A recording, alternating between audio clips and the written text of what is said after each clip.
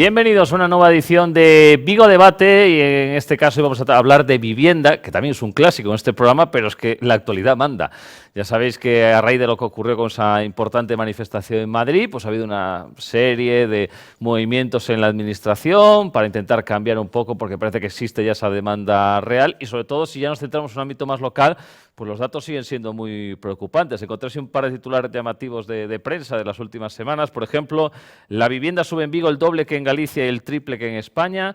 El precio del metro cuadrado en la venta de pisos en Vigo creció en un 30% desde su mínimo, hace menos de 10 años y se acerca al máximo histórico. O, por ejemplo, datos del Observatorio da Vivienda de Galicia, actualizados a 30 de septiembre, donde Vigo, la ciudad más cara de Galicia, para alquilar un piso que está ahora el precio medio en 645. Y hay mucho que hablar, porque ya digo que hay nuevas medidas encima de la mesa, así que hemos convocado a muchos de nuestros habituales, también a alguien que se estrena. En primer lugar, saludamos quizás al más veterano, a Pablo Campos, socio en Beneite Inversiones Inmobiliarias. ¿Qué tal? Muy buenas tardes. Buenas tardes, Marcí. Hoy nos acompaña por primera vez, así que damos la bienvenida, director del Metro Cuadrado Real Estate Summit y gestor de inversión inmobiliaria, Jorge Pernas. ¿Qué tal? Muy buenas tardes. Buenas tardes. Y por el otro lado de la mesa nos acompaña también otra clásica, coordinadora de la ONG Provivienda en Galicia y presidenta de la Red Galega contra la Pobreza, Ana Pardo. ¿Qué tal? Buenas tardes. Buenas tardes. Y también nos acompaña el portavoz do Sindicato de Inclinas Vigo Tú y Baixo Miño, Juan Medela. ¿Qué tal? Muy boa tarde. Boa tarde. Máis corporativo. Bueno, por si había alguna dúbida de qué pertences o representas aquí. Bueno, pues casi sempre tengo que facer a mesma pregunta, pero estamos no peor momento, digamos, en cuanto a precio de vivienda aquí en Vigo. Pues haces la misma pregunta, yo te doy la misma respuesta. Creo que sí.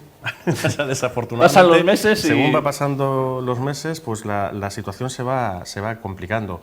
El tema de mercado de alquiler sigue increciendo. La última vez que estuvimos hablando comentábamos que era difícil que los precios subiesen más porque ya es prácticamente imposible hacerle frente a un alquiler, pero la realidad en que nos encontramos en este momento ya no solamente es que sean caros, que podría ser un problema, sino que no hay oferta en este momento. O sea, nosotros en la agencia a día de hoy, si quieres alquilar un piso, yo hoy no tengo ninguno para alquilar. O sea, tema importante. O sea, la situación, desde mi punto de vista, más grave que nunca. ¿Y a nivel de venta también? A nivel de venta hay sobre demanda también. Tenemos más demanda que oferta. ¿Qué pasa? La venta es algo más sencilla desde el punto de vista que, esto es fundamental, los bancos están dispuestos a dar crédito, el crédito hipotecario parece que es un crédito atractivo para la banca y mientras haya crédito entonces hay posibilidades de comprar. Tema importante, el cliente comprador no está dispuesto a pagar sobreprecio. Con esto quiero lanzar un mensaje de que la vivienda, independientemente de que algunos indicadores puedan decir que sube de manera más o menos exponencial, yo ahí discreparía algo porque mis sensaciones son que sí es cierto que está al alza, pero el cliente no está dispuesto a pagar sobreprecio. Es un cliente muy informado. Sí. Y luego hay otra cosa importante que es que el banco va a tasar por el valor justo de mercado. No va a haber tasaciones como pasó en el año 2005, que fue lo que hizo que hubiese una burbuja inmobiliaria. De manera que en ese sentido controlado el asunto. Ana, ¿esto está peor que nunca o...? Hemos llegado a un nivel que me gustaría decir que ojalá fuese el momento ya más complejo, porque es que la realidad es que cada vez que hemos venido aquí al programa, a lo largo del paso de los años que Provivienda llega trabajando aquí en la ciudad de Vigo, es que no ha habido un momento de respiro. Quiero decir, cada vez la situación se va tensionando mucho más, no existe vivienda, como muy bien dice Pablo, por lo tanto eso también hace que la poca que pueda existir cada vez sube más de precio. Tú hablabas de unos 600 y pico euros, 645 euros, sí. Pero realmente es que cada vez, o sea, encontrar ya una vivienda de 645 euros ya es complicado y al final, pues bueno, nuestra realidad, nosotros acompañamos a personas que están en situaciones mucho más vulnerables y que su nivel de ingresos es mucho más bajito. Entonces, esas personas, ¿en qué horizonte les dejamos? ¿En qué situación les dejamos? Y estamos hablando de familias con menores, estamos hablando de chavales y chavalas jóvenes que quieren emanciparse, estamos hablando de muchos grupos de población. Entonces, bueno, yo creo que ojalá que pudiésemos decir que este es el momento ya más complejo y que de aquí todo va a cambiar, sí. Pero lo que me preocupa sobre todo es que sigamos un poco en esta rueda que no para de girar hacia el lado contrario. Jorge, ¿cómo es la situación del mercado y la vivienda, sobre todo aquí en Vigo? Bueno, complicada. Yo creo que al final lo podemos, y fíjate, estamos situando al final los dos lados de la balanza, oferta y demanda. y creo que deberíamos analizarlo desde las dos perspectivas. Desde la oferta, tenemos una enorme falta de oferta en España. Venimos de una situación de una crisis financiera donde al final el sector inmobiliario fue efecto, probablemente hay quien dice que hasta causa, pero bueno, no, fue una crisis financiera y hubo un frenazo importantísimo. Antes de empezar hablábamos Pablo y yo y recordábamos torres como las del Centro Comercial Gran Vía, que estuvieron en alquiler año y medio, 2 años para conseguir completar, y a unos precios, estamos hablando de precios de 645 euros la media, pisos nuevos, la media de los 3 dormitorios debía estar en los 630, 650 euros. Hoy se alquilarían por 1000, ¿no? Entonces, lo que tampoco representa una enorme subida, realmente ahí habían bajado mucho, hemos vuelto a subir. ¿Qué ocurre? Que no tenemos oferta, y esto es un problema serísimo, porque después de una crisis de ese tipo lo que ha pasado es que nos hemos quedado convalecientes, pero no hemos entrenado y no hemos hecho los deberes.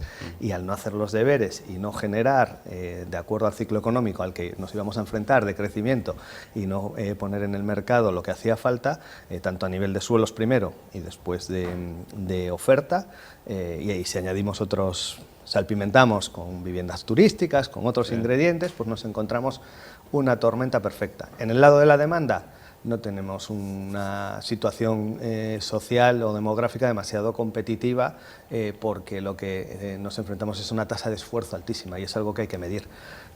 En cuanto a la oferta, y si hablamos de alquileres, tenemos otro problema. Los costes de construcción han subido mucho, por lo tanto, si lo analizamos, el precio de la vivienda quizás no ha subido tanto a la hora de fabricarla, porque cuesta mucho hacerla, y ponerla en el mercado es difícil para que las personas puedan pagar.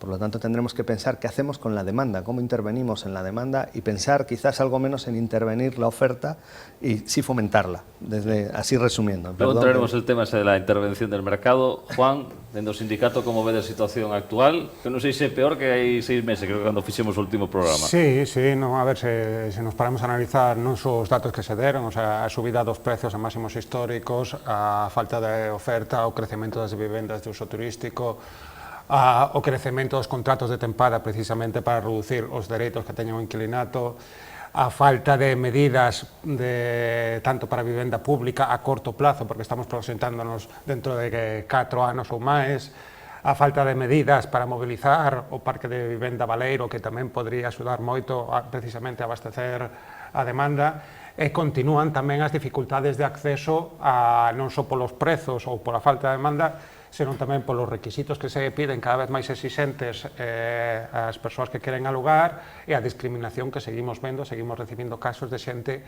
que, sexa por ser migrante, por ter fillos ou por ter mascotas, non teñen posibilidade de acceso a. Por lo tanto, dende a nosa perspectiva, levamos xa, como a cousa se vai recrudecendo cada vez máis, podemos tildar esta situación xa dende hai tempo de emerxencia habitacional. Bueno, por el momento, la medida que ha dado el Gobierno de España es este bono alquiler joven, que claro, yo leí una noticia que decía que en Vigo solo hay 50 pisos disponibles porque las ayudas son de 600 euros al mes y si la Xunta acepta participar podría elevarse a 900. Por ejemplo, Juan, ya que fuiste ¿para ti esta medida trae algo positivo o como una solución a curto plazo? Primeiro, a medida como sí é únicamente unha medida paliativa e temporal que realmente non vai ter efecto. Por qué? Porque se non se establecen os mecanismos de control dos prezos, precisamente este tipo de axudas poden acabar revertindo e sendo contraproducentes porque poden axudar precisamente a escalada dos prezos tamén. Por outro lado, este tipo de axudas, inda que se di que son para os homes, en realidad son para os propietarios, para os caseiros, que son quienes reciben directamente os cartos públicos por parte do Estado. E por outro lado, tanto se fala da emancipación da xuventude de todo isto, pero este tipo de axudas non axudan a emancipación, este tipo de axudas son para xente que xa está alquilada e baixo uns criterios, creo que tamén bastante duros. Por lo cal, esta medida, como dicía, non é máis que temporal e paliativa e os efectos que poden tener son precisamente contrarios aos que persiguen, ¿no? Que pode ser que se endurezcan os prezos de aluguer e se continúe contribuyendo a esta burbulla de aluguer. Por vuestro lado, ¿el bono alquiler joven ayuda en algo?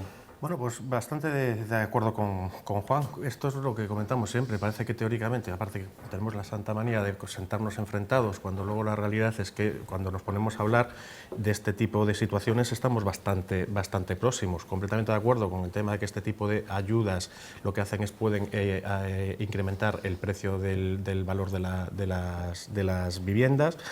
Completamente de acuerdo también en que son medidas temporales y completamente de acuerdo también en que lo que tenemos que ver es a largo plazo. O sea, es importantísimo a día de hoy buscar soluciones que garanticen, en este caso, a los propietarios, yo evidentemente veo más de este lado porque es con quien más trabajo, una seguridad jurídica que les permita sacar a las propiedades en venta sin miedo, o sea, perdón, en alquiler, sin miedo. Pero bueno, esto hace falta hacerlo con medidas a largo plazo y sobre todo, lo comentaba la última vez también, ojo a los titulares sensacionalistas que hacen mucho daño a la hora después de que los propietarios saquen sus viviendas en alquiler, que a veces son demasiado, vamos a llamarle fuertes o potentes, que no tienen que ver con la realidad. Y esto lo que ayuda es muchas veces a frenar. Nosotros tenemos propietarios en ocasiones que no ponen las casas en alquiler porque dicen que tienen miedo a que después se le quede la persona dentro, no le pague, tal, y entonces dice, bueno, pues no la pongo en alquiler, coges y me la vendes. Hay un buen momento para vender y entonces se deshace de esa propiedad para la venta. Creo que debemos de tener un poco todo en cuenta. Ayudas sí, pero sobre todo vista a largo plazo de manera muy urgente. Y un tema fundamentalísimo es, como dice Juan, estamos en una situación de emergencia. Y repito, estamos en una situación de emergencia real. Yo si hoy me quiero alquilar un piso en Vigo, sin hijos y sin mascota, tengo un problema. Pero si tengo hijos sin mascota, efectivamente vas a tener una misión, no te voy a decir que imposible, pero casi imposible. No sé si Ana y Jorge igual que decís que esta medida no soluciona mucho. Bueno, yo es que creo que, lo decía creo que antes Jorge, que no hemos aprendido nada, no hemos hecho los deberes, y yo creo que esta medida pues, es muestra de ello, ¿no? Hace unos años atrás la Xunta de Galicia saca una medida para intentar paliar el impacto que estaba teniendo en todos los desahucios que se estaban provocando, que es el bono de alquiler social vinculado con esos procesos de personas que pierden la vivienda, ¿no? Y que no reúnen los requisitos o las garantías que el mercado inmobiliario marcaba. Esas personas perdían la vivienda no porque no quisieran pagar, es decir, es que la vivienda había subido tanto, los salarios eran los que eran y por lo tanto aquello ya era insostenible. ¿Qué ocurre además con este tipo de medidas? A mí me preocupa sobre todo, pues nosotros somos una entidad social, trabajamos muy de cerca con las personas, con los colectivos más vulnerables, es que al final tú le estás como administración, estás trasladando que estás sacando una medida que es efectiva, que puede ser más o menos, pero al final le estás devolviendo una responsabilidad a la persona que tiene el problema, porque quiero decir, tú le adjudicas un bono y con eso dices, si ya tienes un bono, tú ya puedes resolver tu problema de vivienda. Pues que no es real porque tenemos un mercado que no aúna las condiciones para que a través de esa medida tú puedes conseguir una vivienda. Esto ha pasado con el bono de alquiler social para las personas que atravesaban un desahucio. Al final ellos eran como, vale, puedo pagar mi casa, tengo una ayuda con la que puedo alquilar, pero o bien no llegaba a los precios medios que había ya en la ciudad, o por otro lado, digamos que los propietarios en general tenían mucho miedo y mucho, pues un cierto desconfianza que hacía que no te voy a alquilar. Entonces, al final, la persona cómo se siente, todavía más culpable, ¿no? Es decir, estamos haciendo que sean todavía mucho más víctimas de un sistema del cual no tienen para nada responsabilidad.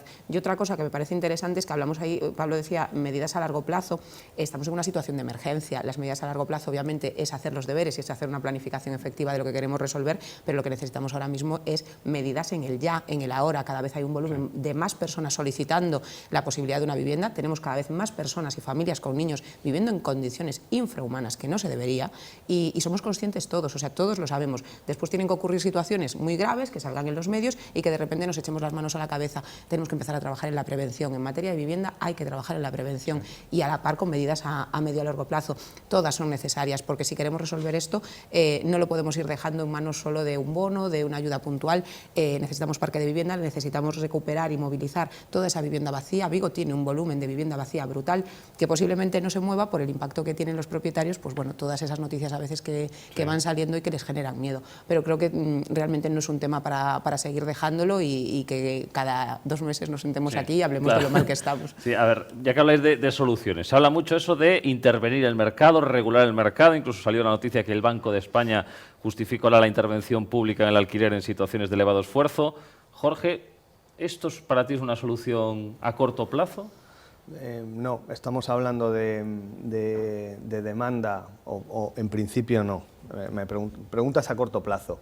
Bueno, dependerá de situaciones puntuales y de localizaciones.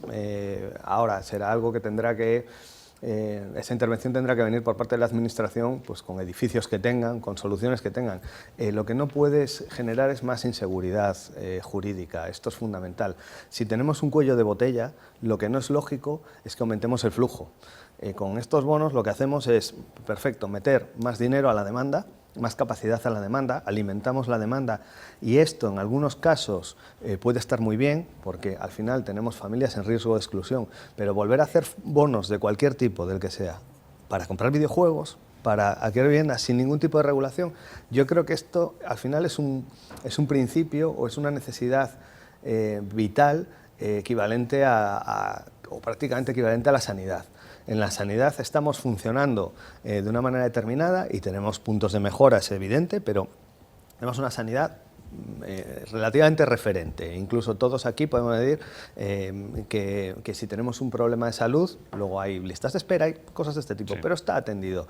Si en el caso de Vigo no nos pueden atender en el Cunqueiro, probablemente nos deriven para alguna cosa a Fátima o a Povisa.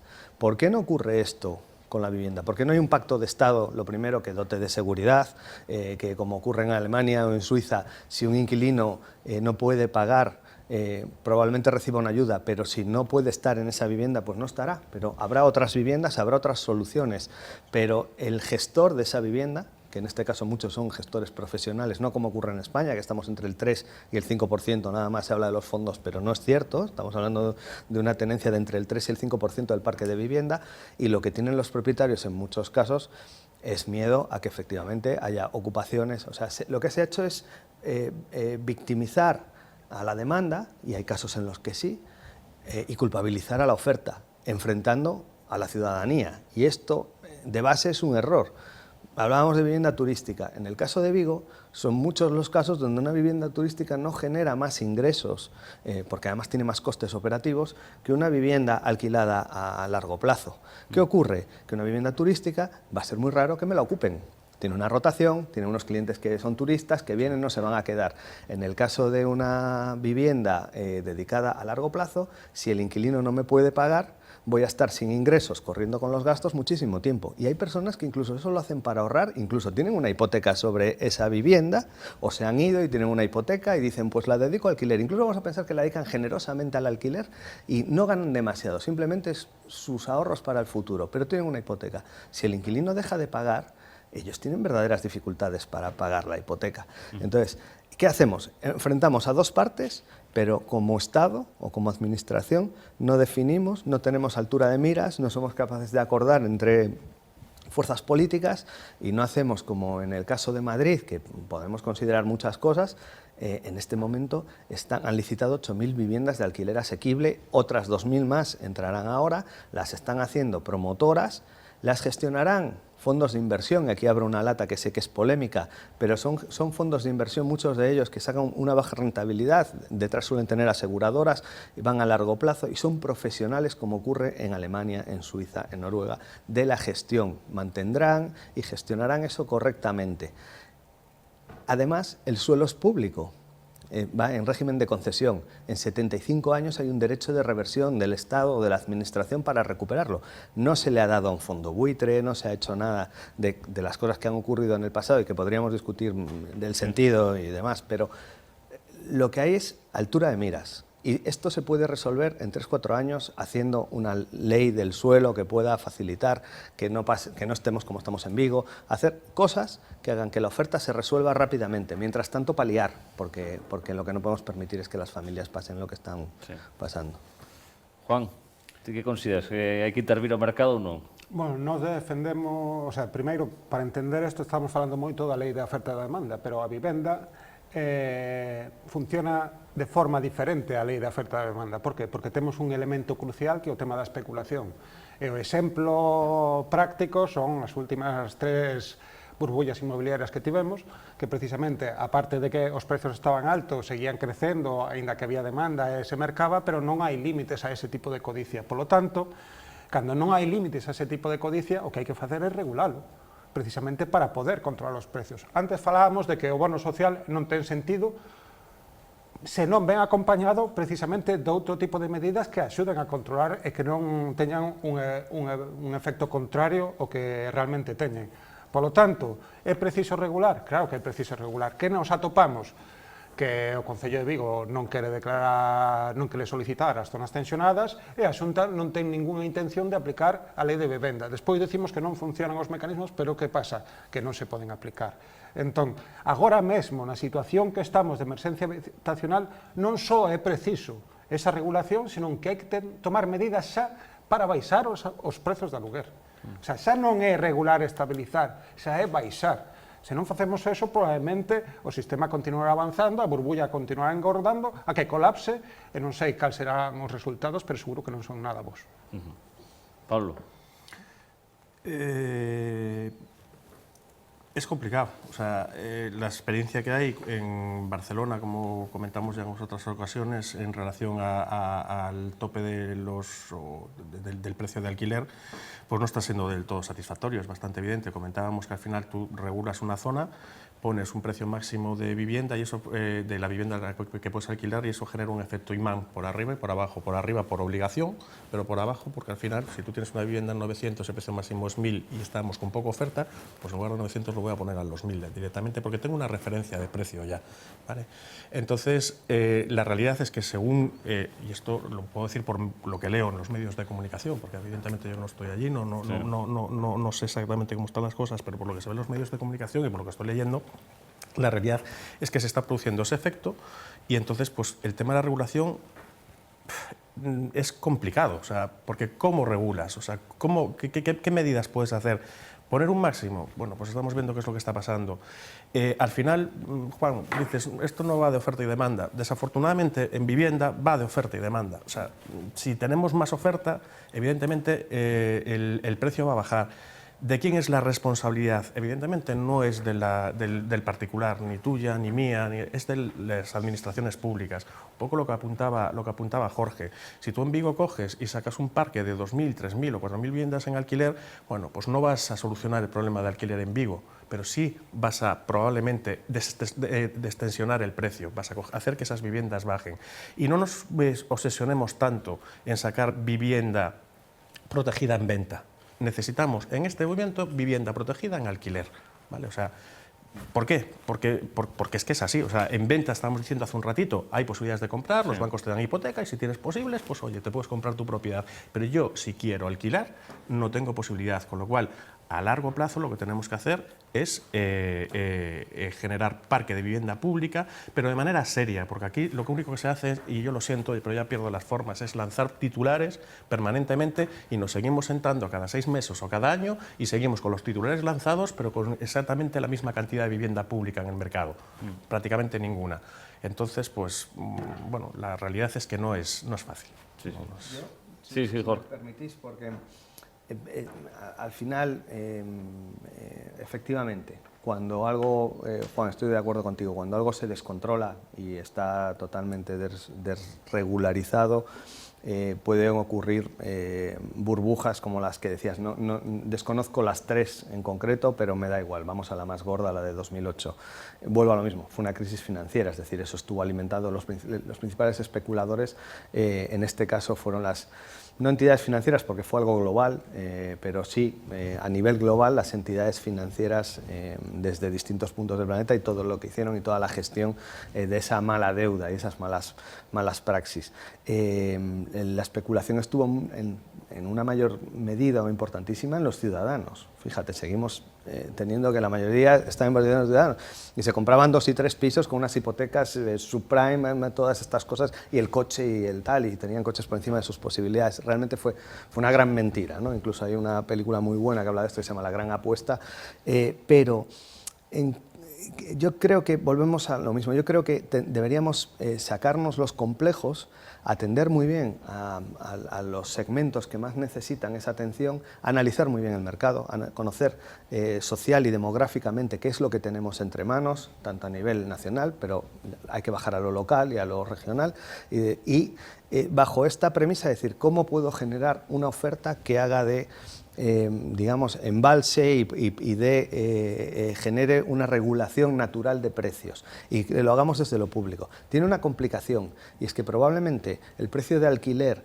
que tenga que poner para que el coste se cubra, voy a ir sin beneficio, simplemente porque hacer una vivienda, aunque me regalen el suelo, me va a costar entre 1.200 y 1.500 euros metro cuadrado, solo para que sea digna. Por lo tanto, eso, si no lo alquilo a unos 600, 700 euros, vamos a poner los 100 metros cuadrados, es muy complicado.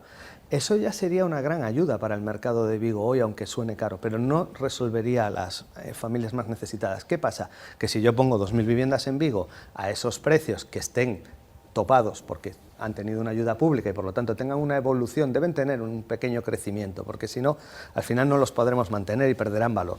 Pero que tenga algo que naturalmente ocurra bien y que esté controlado y bien regulado, lo que haremos es que la oferta existente, más antigua, más obsoleta, pueda llegar a estas familias con unas ayudas que hagan que sea viable y por lo tanto lo que haremos es que haya más disponibilidad. Necesitamos tener una tasa mayor de disponibilidad y cuidar la tasa de esfuerzo de las familias. Yo creo que sería esa la solución.